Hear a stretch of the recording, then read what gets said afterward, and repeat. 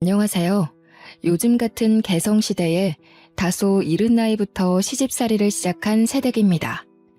제가 인생을 길게 산 건 아니라지만 그래도 어연 30여 년을 살면서 이만큼 앞뒤 다른 사람은 처음이라 하소연하고 싶어 사연을 올려봅니다. 결혼하면 옵션으로 따라올 만큼 다들 시댁에 관한 고민 하나씩은 있으시잖아요. 요즘엔 미디어가 다양해서 이 정도 고민들은 미혼 여성들 사이에서도 유명하지 않습니까? 저 또한 시댁살이 때문에 이혼 고민하는 여성들의 사연을 아주 많이 읽고 들었어요. 그래서 당연히 결혼하기 전에 시모될 어머님이 어떤 사람인지 제대로 확인하고 결혼했다고 생각했죠. 그런데 이게 웬일입니까? 딸 같다며 애지중지 해주던 사람은 어디로 가버렸는지 모르겠더군요. 결혼하자마자 소름이 끼칠 정도로 사람이 돌변하는데 다른 사람을 보는 줄 알았습니다. 제가 평소 막장 사연 읽는 걸 좋아해서 시댁살이 사연을 많이 참고하여 철저히 시모를 알아봤다고 생각했는데 다 제 착각이었던 거죠. 사람이 작정하면 뭐든 불가능하겠냐마는 도대체 얼마나 철판이 강해야 이 정도의 눈속임이 가능한 걸까요? 정말 독이 든 성배를 마신 기분입니다. 물론 원래부터 여우 같은 시모였는데 제가 사람을 볼 줄 몰라서 못 알아본 것일 수도 있어요. 그래서 다른 분들의 생각이 궁금해 제 이야기를 사방에 공개하고자 합니다. 정말로 제가 착각할 수밖에 없었는지 아니면 애초에 시모의 여우짓이 드러났던 건지 한번 눈여겨 읽어주세요. 남편과 저는 대학 선후배로 시작된 사이입니다. 저 같은 경우는 경남 지방이 본가인데 서울로 대학을 합격해서 홀로 상경한 상황이에요. 서울로 대학을 합격한 고등학교 친구들이 몇몇 있었다만 같은 서울이라고 해도 만남이 쉽지 않더군요. 물론 서울 땅이 지방에 비해 확연히 크니 당연한 결과겠지만요. 어쨌든 결론은 아는 사람 한 명 없는 땅덩어리에 혼자 뚝 떨어진 신세가 되었다는 겁니다. 대학에 합격했을 때는 마냥 좋아서 축가받기 바빴는데 막상 서울로 올라오니까 조금 막막하더라고요. 요즘은 휴대폰만 있으면 어디든 찾아갈 수 있고 조사해 볼 수 있다지만 그렇다고 낯선 곳이 금방 적응되는 건 아니거든요. 입학식 전부터 서울에 구한 자취방에 올라와 있었기에 학교 가기 전까진 하루 종일 집에만 박혀 있었어요. 간혹 친구들과 전화를 하며 같은 처지의 상황을 공유하고 위로하는 게 다였죠. 무척 떨리는 입학식을 보내고 선후배들과 대면하는 자리가 있었는데 남편을 그 자리에서 처음 만났습니다. 솔직히 남편의 피지컬이 남들 눈에 확 들어올 만큼 잘나지는 않았어요. 사람을 외적으로 판단할 생각은 없다만 남들에게 소개시켜주면 되게 제가 아깝다는 말을 많이 들었을 정도의 비주얼이었죠. 그래서 저도 복학생으로 앉아있는 남편에게 그닥 눈길이 주지 않던 후배 중 한 명이었어요. 보니까 남편은 동기들 사이에서도 그리 적극적으로 자리를 즐기는 사람은 아니더군요. 소심해서라기보단 진중한 사람에 가까워서 이런 술자리에서 노는 게 익숙하지 않은 사람이었어요. 저는 선배들에게 잘 보이기 위해 적극적으로 노력하는 신입생이었는데 선후배를 떠나서 제 테이블에서 소외되는 사람이 있는 게 단지 싫었습니다. 그렇다 보니 제가 남편에게 가장 많이 질문을 하는 후배가 되어 있더라고요. 의도한 건 아니었는데 어느새 제 이미지가 그렇게 찍혀버려 다들 술게임하고 놀 때 저만 남편과 캠퍼스 전반에 관한 진지한 대화를 주고받았습니다. 그 자리에서 자연스레 전화번호를 주고받게 되었는데 나중에 알게 된 사실이 있다면 남편이 꽈탑이더라는 겁니다. 그날 남편에게 잘 보였던 덕분인지 남편은 제게 알아서 이렇다 할 정보를 많이 주었어요. 그래서 솔직히 학점 관리에 많은 도움을 받았답니다. 제가 꽈탑 선배님을 꽉 잡고 있다는 소문이 저희 동기들 사이에 퍼져서 친구들도 제게 많이 접근하더군요. 그로부터 받는 관심과 인기가 나쁘지 않아 저는 남편의 존재에 더 감사하며 친해졌습니다. 어느새 과제도 도움받고 별일 없어도 개인적으로 만남이 잦다 보니 제 자취집까지 공개하게 되었는데요. 남편이 서울 토박이라서 제가 서울 지리에 여전히 적응 못하고 있는 것에도 많이 도움을 주었어요. 좋은 곳에 많이 데려가주고 소개도 해주었는데 지금 생각해보니 함께 보낸 그 시간들이 모두 데이트였던 거 있죠. 비주얼이 제 스타일은 아니었지만 남편에게서 많은 걸 배우다 보니 어느덧 모르는 게 생기면 자연스레 남편을 찾게 되었고 확신 없는 계획을 앞두고도 남편에게 조언을 구하고 있더라고요. 나중에는 남편과 동거를 하는 게 아닌가 싶을 만큼 제 자취방에 남편의 물건들이 하나씩 채워졌어요. 남편이 제 집에 오는 게 당연한 수준이 되었다는 겁니다. 그러다 한날은 남편이 쉬는 날에 자취집을 찾아왔더라고요.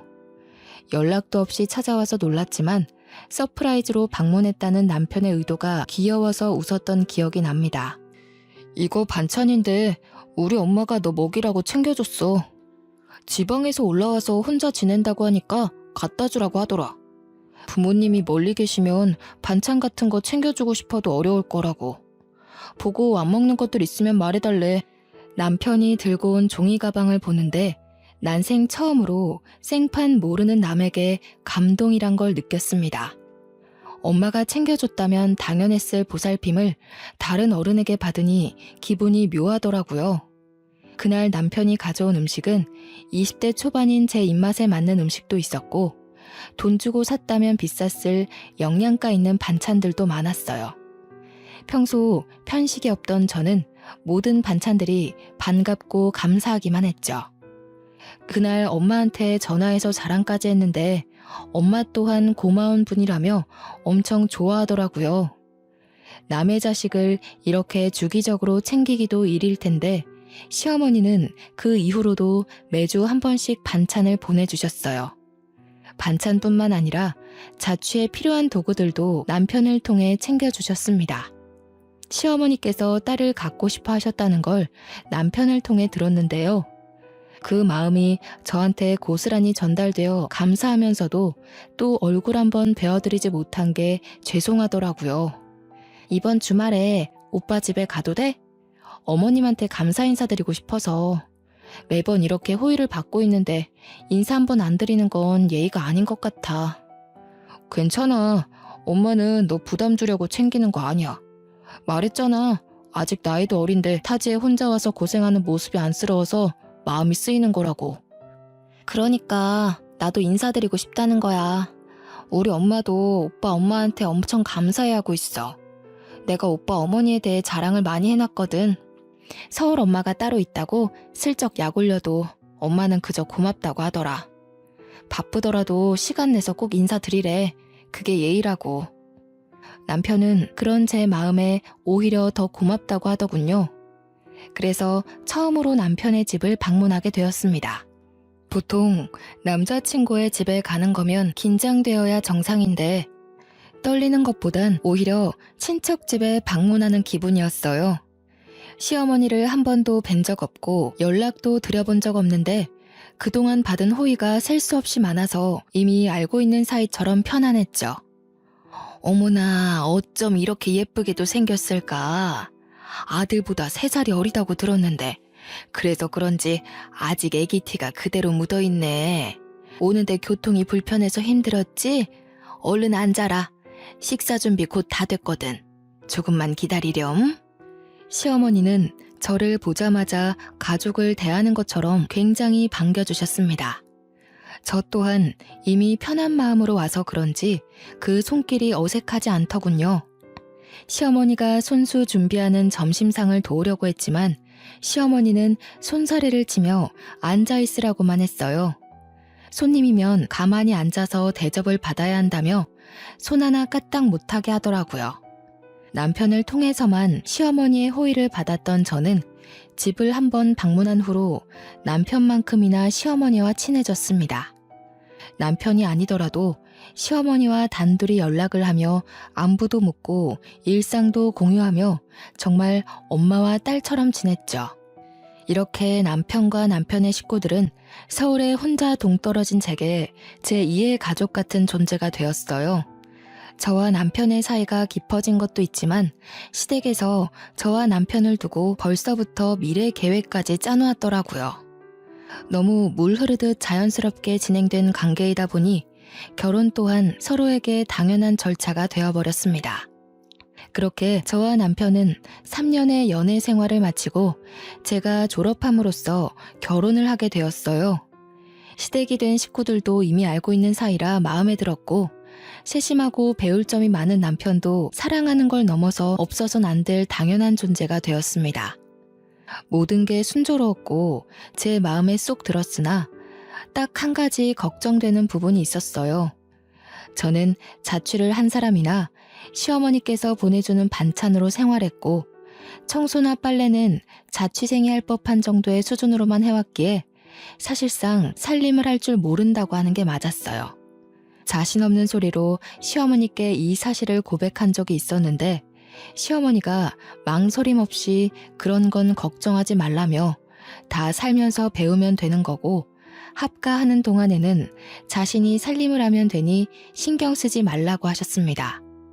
원래는 분가를 하려고 했는데 시어머니가 이제 막 졸업해서 취업한 애가 무슨 돈이 있겠냐며 처음엔 시댁에 들어와 살다가 나중에 분가하라고 하라고 하는 겁니다. 남편이랑 얘기해봤는데 남편도 그게 현명한 방향인 것 같다고 해서 저도 바로 수긍했습니다. 이때까지만 해도 결혼 참 잘했다고 생각했어요. 시댁 때문에 골머리 앓는 친구들에게 자랑조차 하기 미안할 정도로 저는 시댁이 너무 좋았죠. 이런 시댁이라면 시집와도 고생 없이 행복하게 지낼 수 있겠다 싶은 확신이 있었거든요. 그동안 받은 시어머니의 은혜에 제대로 보답해드려야지 하는 마음만 굴뚝 같았어요. 예정에 없던 시댁에 들어가게 되었지만 이미 시댁이 친정 못지않게 편해서 거부감이 전혀 없었어요. 우리 부모님도 상견례 때 시댁을 처음 만난 후 사돈되는 사람들이 너무 좋은 분들 같다며 딸을 보내기에 안심이 된다고 하더군요. 남편한테도 똑똑하고 든든한 사위라며 덕담을 많이 해주었습니다. 그렇게 시댁에 들어간 지 한 달 정도 되는 시점이었을 겁니다. 뒤늦게 신혼여행 때 허니문 베이비가 생겼다는 걸 알게 되었어요. 조금 독특하다 싶은 꿈을 꾸었는데 그 꿈이 주는 느낌이 너무 묘해서 임신 테스트기로 측정을 해보고 알았거든요. 남편이 직장인이라 혼자서 그 영광적인 순간을 맞이했는데요. 남편이 바로 달려와 줄 수 있는 게 아니라서 어쩔 수 없이 혼자 산부인과로 달려갔습니다. 임신이 확실하다는 결과를 얻고 병원을 나와서 바로 남편에게 전화를 걸었어요.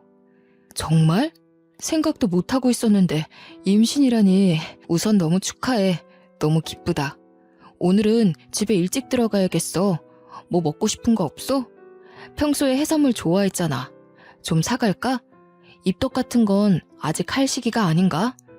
어떤 게 입에 안 맞을지부터 알아놔야겠네. 나중에 병원 한 번 더 같이 가자. 마치고 바로 집 갈 테니까 무리하지 말고 쉬고 있어. 남편이 평소 들뜨는 성격은 아니었던지라 임신 소식을 알려도 목소리가 차분하기만 했어요. 그래도 다른 때보다 말수가 많아진 것 보면 남편 또한 기뻐서 흥분한 상태라는 걸 직감할 수 있었죠. 임신이란 건 엄마처럼 어른스럽고 준비된 사람에게만 찾아오는 축복이라고 생각했는데 한 번도 생각해보지 않은 제게 아이가 생겼다는 것이 믿기지 않았어요. 잘할 수 있을까? 좋은 엄마가 될 수 있을까? 이런저런 걱정에 두렵기도 했지만 그만큼 왠지 모를 설렘도 크게 뒤따랐죠. 남편 다음으로 친정 식구들한테도 전화를 해서 임신 소식을 알렸더니 목소리 크신 엄마가 너무 기뻐 소리를 지르더라고요. 엄마 목청이 원래 크다는 걸 알았지만 그날따라 전화기가 터지는 줄 알았습니다. 엄마랑 통화가 길어져 내내 전화기만 들고 있다 보니 어느새 집에 도착을 했어요. 그런데 TV도 안 틀고 거실에 가만히 앉아있는 시어머니를 마주했는데 표정이 너무 안 좋으신 겁니다. 저런 먹구름 낀 안색을 한 번도 보지 못했는데 순간 평소와 다른 분위기를 느꼈죠. 너는 애가 어찌 된 게 나가면 나간다 말도 없이 외출을 하니? 집에 있는 사람 생각은 안 하니? 종일 집에 있던 사람이 갑자기 없어지면 같이 있는 식구가 놀랄 거란 생각은 안 해봤어? 아직도 처녀 때처럼 철부지 행동을 하면 어떡하니? 너 지금 한 집안의 안사람이야. 이런 자질구레한 실수는 더 이상 해서는 안 되지. 네 시아비 오늘은 집에서 점심을 먹었다. 점심상을 시엠이 혼자 준비하게 했다고 한 소리 하시더라. 아, 죄송해요, 어머님. 저 산부인과 다녀오는 길이에요. 임신이라고 하더라고요. 집에서 2줄 확인했는데 너무 놀라서 말씀드리고 나가는 걸 깜빡했어요. 놀라셨죠? 정말 죄송해요. 시어머니는 제가 연락도 없이 사라진 것에 많이 놀라면서도 임신 소식에 당황하기도 하였습니다. 지금에서야 생각해보면 이게 당황할 일인가 싶었는데 그때는 그저 시어머니의 마음을 풀어주고자 하는 생각 때문에 그 부분을 알아차리지 못했죠. 아마 제게 고구마 시월드가 열린 것이 이렇게 임신 소식을 알린 후부터 시작되었네요. 물론 평소에도 저를 새아가 하면서 많이 찾으셨지만 그때는 저를 챙겨주시는구나 하는 느낌이 많이 들었거든요. 그런데 지금은 저를 부르는 횟수가 훨씬 많아지기도 했고 이전과는 다르게 일단 제 마음이 편하지가 않더라고요. 결혼 전에는 시댁에 초대가 되어도 제 집 드나들듯 편한 시간을 보내었고 남편과 둘이 방에서 보내는 시간이 많았는데 지금은 한 집에 살아서 그런 것도 있겠지만 남편이 집에 있더라도 시어머니와 붙어있는 시간이 월등했습니다. 식사 준비나 청소, 빨래, 쓰레기를 버리는 것까진 배울 필요가 있으니까 이해하겠어요. 그러나 신발 정리라든지 식물에 물 주기, TV 위 피규어 정리, 야외 봉사활동, 개인적인 일정까지 저를 불러 굳이 함께하게 했어요. 정도가 심해지자 저는 남편이 휴일이어도 함께 시간을 보내지 못하고 시어머니와 동행해야 했죠. 남편이란 작자는 말리지 않을 거면 가만히 있기라도 하던가 오히려 시어머니와 좋은 시간 보내라며 부추기더라고요. 물론 임신을 하기 전에는 시어머니와 함께하는 시간이 길다며 좋아했어요. 하지만 시간이 지날수록 배가 불러오고 살이 찌니까 허리가 아파서 행동이 굼떠지는 겁니다. 시어머니와 함께 활동하고 싶어도 이젠 몸이 따라주지 않기 시작했죠. 슬슬 움직이는 게 버거워오자 한 번은 시어머니한테 조금 쉬고 싶다고 말한 적이 있어요. 조심스럽게 말씀드렸는데 다행히 시어머니가 흔쾌히 허락해 주더군요. 이때 잠깐 예전에 엄마 같던 시어머니의 마음씨를 느꼈습니다. 덩달아 마음의 안정이 찾아와 간만에 방에 누워 부은 다리를 풀어줄 수 있었죠. 그러나 엄마 같다고 느꼈던 그 찰나의 순간이 다 제 착각이었던 겁니다. 쉬는 걸 허락해 주셨으나 이건 절대 쉬는 게 아니었습니다. 임산부는 꽉 막힌 공간에 있으면 안 좋아. 방문 좀 열어서 환기를 자주 시켜야 해. 바닥 청소는 언제 했니? 굴러다니는 먼지가 눈에도 보이는구나. 좀 닦아야겠어. 네, 어머님. 조금만 쉬고 제가 나중에 닦아놓을게요. 아침 일찍부터 오래 움직였더니 다리가 부어서요. 허리에도 무리가 와서 잠깐만 누워있겠습니다. 시어머니는 말로는 그렇게 하라면서 행동으로는 은근히 눈치는 주었어요. 방 안에 들어와 여기저기 먼지가 많이 쌓였다면서 혼잣말을 계속하시고 남편이 기관지가 안 좋은데 먼지가 너무 많아서 겨우 잠재웠던 비염이 도지겠다며 궁시렁궁시렁 말이 많았죠. 똥 밟은 사람처럼 한참을 중얼거리다가 드디어 방을 나가는 것 같더니 나가도 나가는 게 아니더라고요. 저희 방은 방문을 열면 주방이 바로 마주보는 위치에 있었어요. 시어머니가 나가고 이제야 좀 쉬어보나 했는데 저 멀리 주방에서 시어머니가 이것저것 청소를 하기 시작하는 겁니다. 못 푼 척 눈 감으며 신경 안 쓰려고 했어요. 그런데 원래 성격이 얌전하시고 조곤조곤하시던 분이 갑자기 왜 이렇게 혼잣말을 많이 하는 건지 이번에는 저녁 준비를 해야겠다며 주절거리는 겁니다. 심지어 오후 3시 정도밖에 안 된 시간인데 냉장고를 열고 난리가 났죠. 신경 안 쓰려고도 너무 대놓고 보이는 위치라 거슬릴 수밖에 없는 상황이었습니다. 어쩔 수 없이 더 쉬지 못하고 결국 몸을 일으켜야 했어요. 왜 나왔니? 더 쉬지 않고. 힘들다면서. 오늘 저녁 준비는 내가 할 테니 신경 쓰지 말고 가서 쉬거라. 시간이 오래 걸리는 요리긴 해도 내가 평소 이런 것도 안 하고 살았겠니? 며느리라는 게 원래부터 있었던 식구도 아니고 네가 오기 전까지만 해도 나 혼자 주구장창했다. 알아서 할 수 있으니까 얼른 들어가서 쉬어. 괜찮아요. 오래 걸리는 거라면서요. 그럼 손이 많이 갈 텐데 어머님 혼자 하시면 힘들잖아요. 도와드릴게요. 저도 식사 준비는 계속 배워야 되니깐요. 그럴래 그럼? 그렇잖아도 소갈비찜으로 준비하려는데 혼자서 다른 밑반찬까지 준비하려면 막막하긴 했다. 고기는 아직 안 꺼냈거든. 냉동실 가서 좀 가져오너라. 죄송한데 어머님, 소갈비찜이라고 하셨나요? 응, 이 집 남자들이 소갈비라면 환장하잖니. 바깥 일하는 사람들은 집에서 해주는 음식 먹고 힘을 낸다고.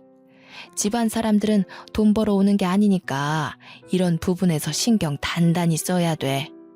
알죠. 그렇긴 한데요, 어머님. 제가 육고기는 조금 역하다고 말씀드렸는데 임신 때문에 육류양 맡으면 입덧이 올라와서요. 저번 식사 자리에서 죄송함을 무릅쓰고 말씀드렸거든요. 어머 맞다. 아이고야, 내가 깜빡해버렸어. 네가 배 나오고 쉬는 날이 많아지다 보니까 깜빡 잊어버렸네. 그런데 어쩌겠니? 이미 고기를 사버린걸. 오래 놔두면 쓰지도 못해. 그렇다고 밥상을 2번 차려? 나도 입덧 해봐서 아는데 참으려면 또 견뎌지더라. 그리고 옛날에 나 때는 시댁에서 입덧이라고 넘어가지고 배부르다고 쉬게 해주고 이런 거 없었어. 그래도 무리하지는 말고 조금만 애써서 할 수 있는 만큼만 좀 도와다오. 분명 육류가 역하다고 했고 시부모 앞에서 입덧 징조를 몇 번이나 보였는데도 시어머니는 제가 방에서 기원하길 바랬던 건지 곧바로 고기를 꺼냈습니다. 지난날 스쳐가듯 느꼈던 시어머니를 향한 불편함은 오해가 아니었어요. 시어머니가 한 번씩 자신의 시집살이 얘기를 해준 적이 있는데 시간이 지날수록 보니까 자신도 그런 시집살이를 했으니 저도 해내야 한다는 그런 사상을 가지고 있더라고요. 한 번도 시어머니가 불편하다고 느껴본 적이 없는데 이때를 시작으로 시어머니 곁이 낯설어지기 시작했어요. 결국 저는 올라오는 구역질을 참으며 장작 3시간 동안을 주방에 서서 저녁 준비를 했습니다.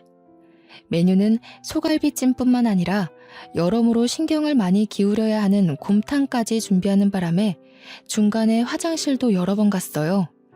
그럼에도 시어머니는 제가 입덧 때문에 고생하는 걸 계속 모른 채 하더라고요. 저는 결국 쉬지도 못하고 끝까지 저녁 준비를 마쳤습니다. 나오는 건 없는데 구역질만 반복하다 보니 속이 아려서 눈물이 나더군요. 그중에 내일 먹을 곰탕을 굳이 지금 준비했다는 것이 내 심기를 더 불편하게 만들었어요. 이젠 안 좋은 쪽으로 생각이 들 수밖에 없더라고요. 그런 건 1시간 정도 쉬고 해도 될 일인데 혹시 내가 쉬고 있는 모습이 싫어서 장깨 부린 건가 싶은 생각이 들었죠. 어느 날은 임신한 저를 위해 친정에서 전복을 한가득 보내주었습니다. 제가 해산물을 좋아하기도 했고 우리 집이 어장을 했기에 평소에도 해산물을 풍족하게 즐겼거든요. 다행히 해산물 앞에서는 입덧을 하지 않더라고요. 큰 아이스박스에 전복이 택배로 도착했는데 그걸 시어머니가 먼저 받아서 주방에 옮겨놨어요. 나날이 몸이 힘들어져서 한 발 늦게 방에서 나온 제가 시어머니와 함께 정리를 하려 했어요. 그런데 시어머니가 기분 나쁠 정도로 계속 한숨을 푹푹 쉬는 겁니다. 아유, 사돈도 생각이 짧으시지. 가정집에서 이만한 양의 전복을 어디다 쓰니? 나중에 미역국에나 다 집어넣어야겠다. 미역국에 전복을 넣는 건 좋지만 이 비싼 전복을 겨우 미역국에만 해먹는 건 사실 돈 날리는 것과 같습니다.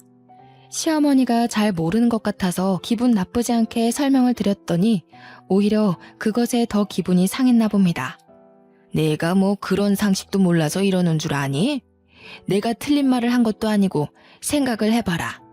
지난번에 보내준 문어 5마리도 겨우 동네에서 냉동 보관했어. 너도 냉장고 상태 봤지 않니? 문어도 집에 먹는 사람이 없어서 해결 못하고 있는데 이건 또 어떻게 다 보관하라고.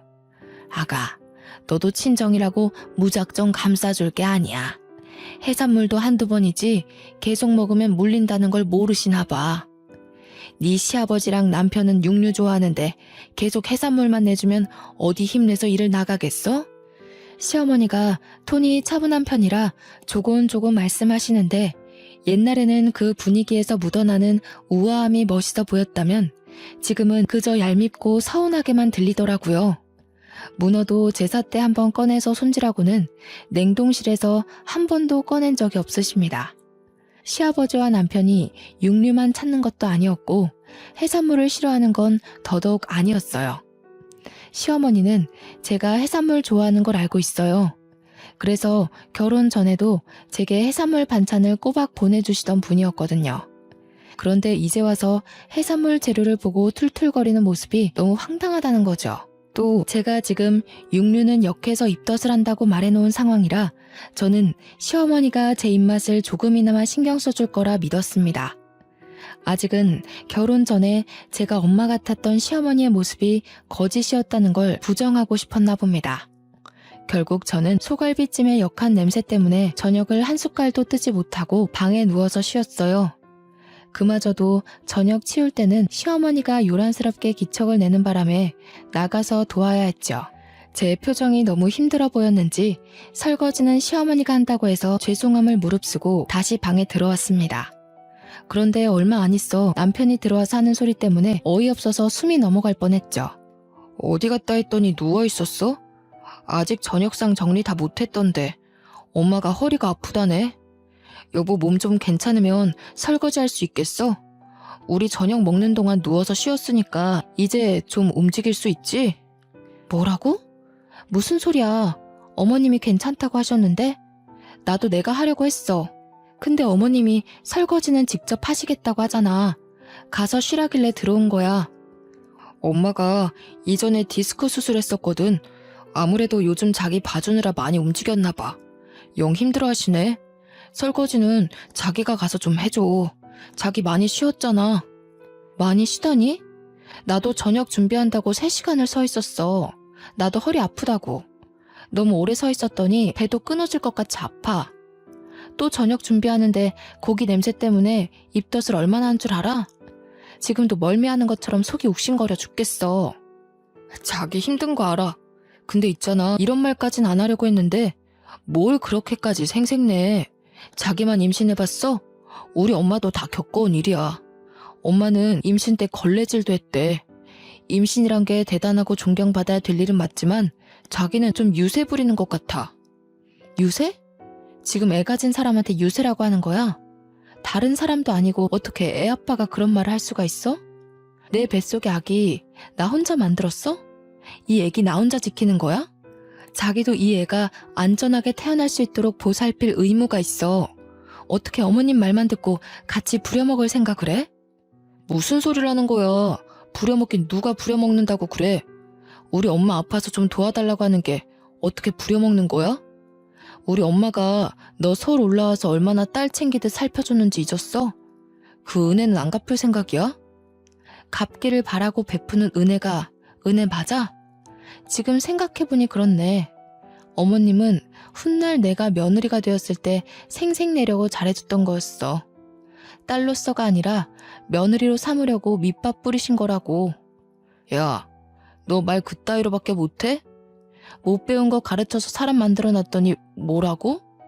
어른한테 말하는 꼬라지가 그게 뭐야? 못 배운 거?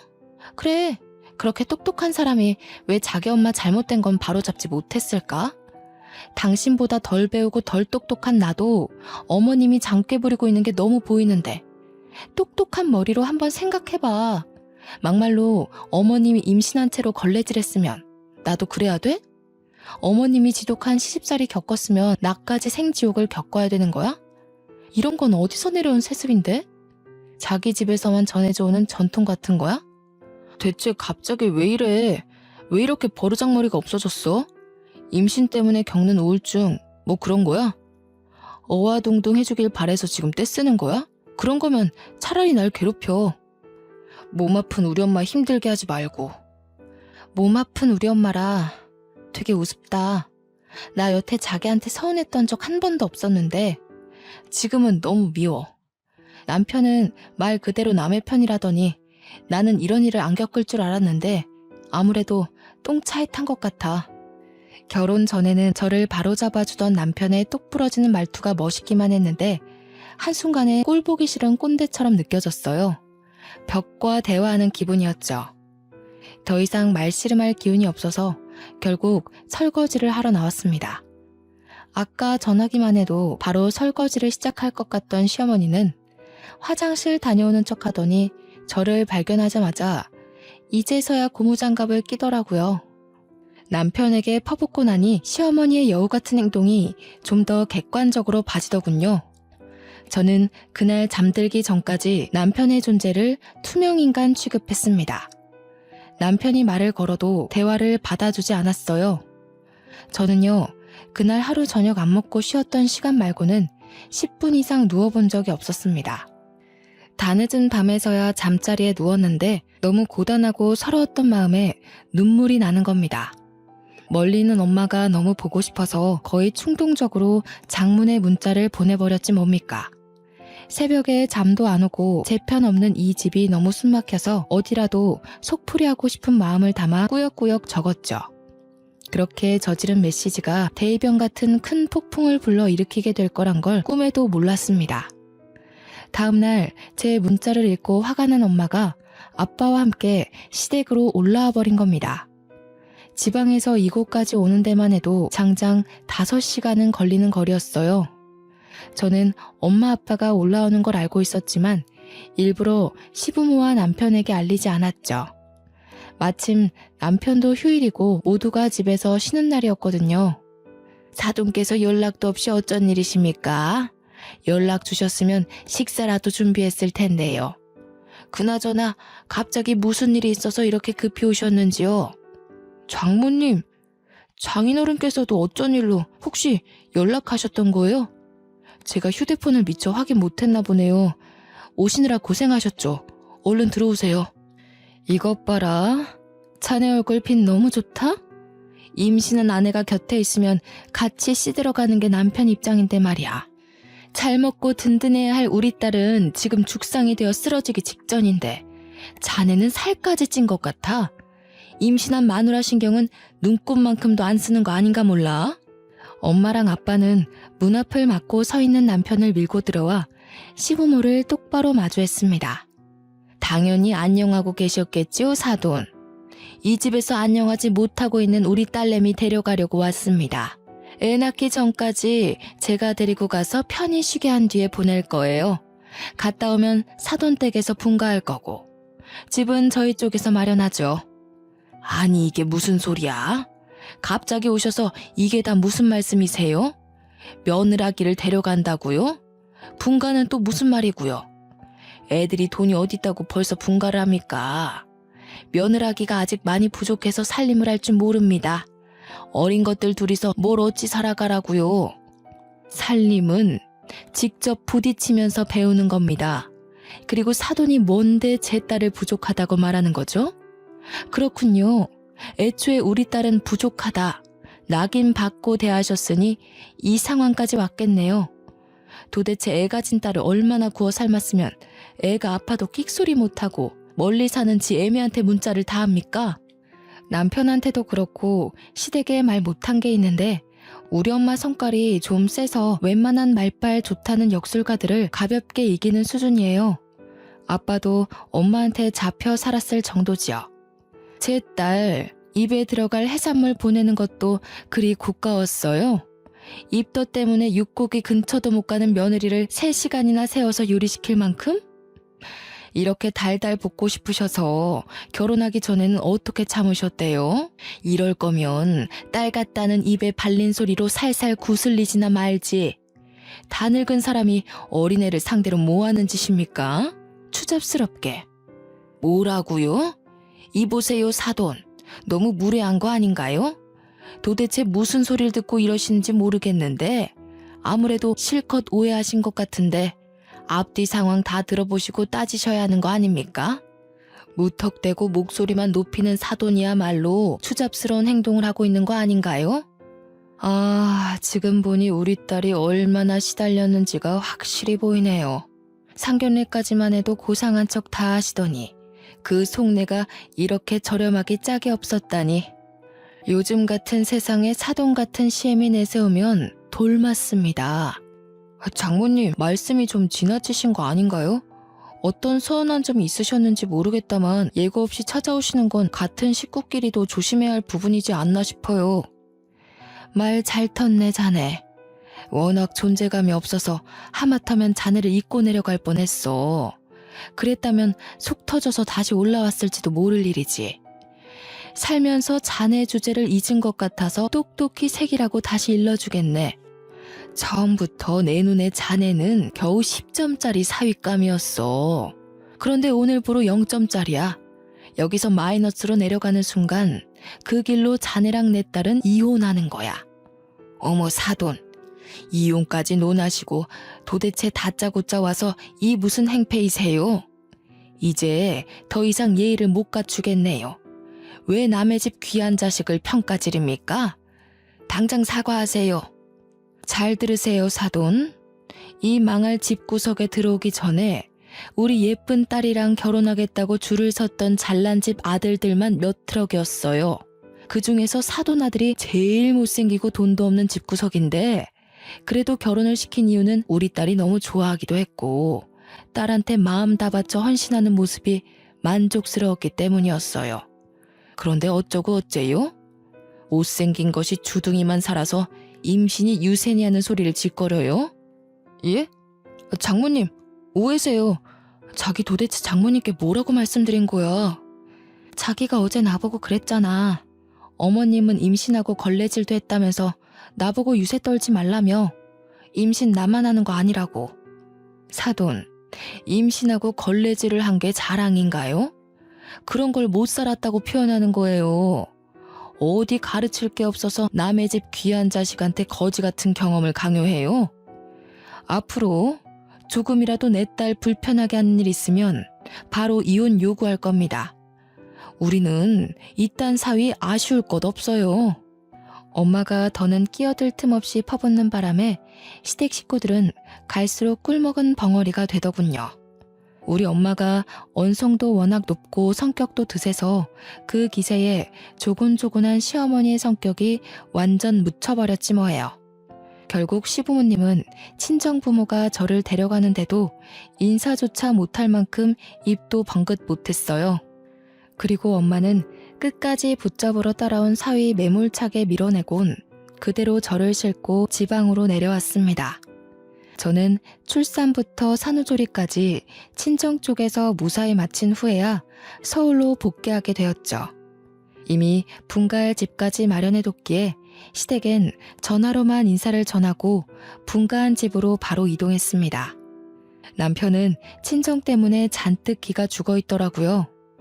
늘 제 머리 꼭대기에서 저를 자기 입맛대로 다루던 남편이 이렇게까지 눈치 보는 건 처음 봤습니다. 이제 막 시작한 분가라 살림에 실수가 많았는데도 이래라 저래라 지적질을 못하더군요. 남편 성격에 자존심이 많이 상했을 텐데도 이혼하기는 또 싫었나 봅니다. 하긴 시댁이 이미지를 워낙 챙기는 집안이라 자기 아들 인생에 빨간 줄 그이는 게 싫었을 겁니다. 그 때문인지 남편도 이젠 눈치껏 행동하며 저와 시댁 사이의 거리까지 혼자서 잘 조절합니다. 숨막히기만 했던 결혼 생활이 지금은 친정엄마 덕분에 너무도 살만해졌어요. 애 키우는 게 예산일이 아닌데 육아 스트레스와 더불어 고부간의 갈등까지 심화되었다면 아마 제가 먼저 참지 못하고 남편에게 이혼을 요구했을지도 모를 일이었죠. 저는 결코 우리 엄마가 오버했다고 생각하지 않습니다. 배 아파 낳은 소중한 자식이 남의 집 손에 굴려지는 걸 보고 가만히 있을 부모가 어디 있겠습니까? 제 아이도 딸인데 제 딸이 먼 훗날 커서 고된 시집살이를 겪는다면 저도 우리 엄마처럼 할 거예요. 그날 친정이 올라와서 한바탕 한 후로 시어머니는 우리 엄마한테 기가 팍 죽었는지 손녀가 태어났는데도 저를 시댁으로 부르지 못하고 연락도 못하더라고요. 듣기로는 남편이 전해주는 소식으로만 손녀 보고 싶은 마음을 참고 있다고 하네요. 그리고 더 대박인 건 명절 때였습니다. 그래도 시댁이니까 가서 음식을 해야 되나 싶었는데 남편이 말하길 시어머니가 저를 부르지 말라고 했다는 겁니다. 남편이 시어머니랑 통화하는 걸 엿들었는데 시어머니께서 한다는 소리가 우리 집은 하나 있는 며느리는 어찌나 손이 귀하신지 60 넘은 늙은이가 혼자 죽을 때까지 차례상 차려야 하는 팔자가 됐다면서 비꼬고 있더라고요. 제 귀에까지 들리라고 하는 건지 통화인데도 일부러 큰 소리를 내면서 자기가 며느리 하나 잘못 들여서 죽을 때까지 이 고생하는 거라고 며느리가 자기 잘난 아들 길을 다 죽인다고 하는 거예요. 엿듣고 있었다지만 웃겨서 말이 안 나오더라고요. 근데 더 웃긴 건 남편은 지 엄마보다 우리 엄마가 더 무서웠나 봅니다. 지 엄마가 오지 말라고 한 게 진심은 아닐 텐데 저보고 여보는 시댁엔 절대 오지 마 이렇게 말하더군요. 저는 시어머니의 돌려 말하기 화법을 잘 알아서 시어머니의 진짜 진심이 뭔지 눈치챘지만 남편은 자기 엄마인데도 말뜻을 제대로 못 알아먹더라고요. 이 상황 자체가 너무 꼬셔서 일부러 눈치 없는 척 시댁의 발길을 끊었습니다. 가끔씩 전화와서 저를 살펴주는 엄마한테도 지금 너무 편하게 잘 살고 있다고 이게 다 엄마 덕분이라고 말해주니 다시 한 번 더 사위가 교통정리 못하면 당장 부르라고 하네요. 그 전화를 끊고 나서 얼마나 든든하고 어깨가 펴지던지 그 자리에서 한참을 호탕하게 웃었습니다. 솔직히 며느리 된 입장으로서 시부모를 공경해야 되는 건 맞지만 너무 자기 가족만 생각하는 시어머니를 위해 저를 낮추면서까지 가까이 지내고 싶진 않습니다. 제 부모님한테 그렇게 배우면서 자랐거든요. 저는 공경을 하기 위해 며느리란 직책을 받아들인 거지 얕은 아량으로 용심이나 부리는 시어머니의 비위를 맞추고자 며느리가 된 게 아니기도 하니까요. 아마 세월이 좀 흐르고 한번 뒤집혔던 그때의 사건이 서서히 잊혀질 때쯤이면 시어머니가 혼자 일하다 힘들어서 또 저를 부를지도 모르죠. 설령 그렇더라도 이제는 다 상관이 없습니다. 저는 그때마다 시댁에 남편을 대신 보낼 예정이거든요. 현재는 속 시원하게 상황이 해결되어 편한 생활을 보내고 있다만 제 사연을 읽어보신 여러분들은 어떤 생각이 드셨나요? 여러분이라면 결혼하기 전에 저런 앞뒤 다른 시어머니의 여우습성을 눈치챘을 것 같으신가요? 되도록 이런 사기꾼 같은 사람과는 엮이지 않으셨으면 좋겠습니다. 저처럼 그게 어쩔 수 없는 식구가 되어버렸다면 잘못한 게 없으니 기죽지 마시고 현명하게 헤쳐나가시길 바랍니다. 징글징글해서 뒤돌아보기 싫은 제 속풀이 읽느라 고생하셨습니다. 다들 고마워요. 좋은 밤 되세요.